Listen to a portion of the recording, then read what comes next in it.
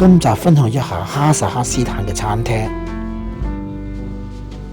呢度係當地嘅網紅餐廳。等我一一介紹佢嘅飲品同埋食物。歡迎飲料嘅馬奶酸味十足，中亞名茶塔薩乾果味甚濃，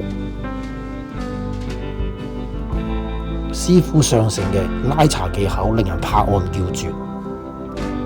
牛肉湯可以感覺到食材嘅新鮮，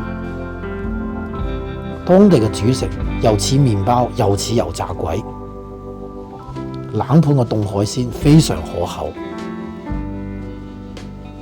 呢度嘅串燒不容錯過，金屬燒烤棍好大支，師傅親自拆肉，拆落嚟嘅肉異常鮮美。過菜牛肉麵賣上台嘅味道都一流，最後點咗披薩，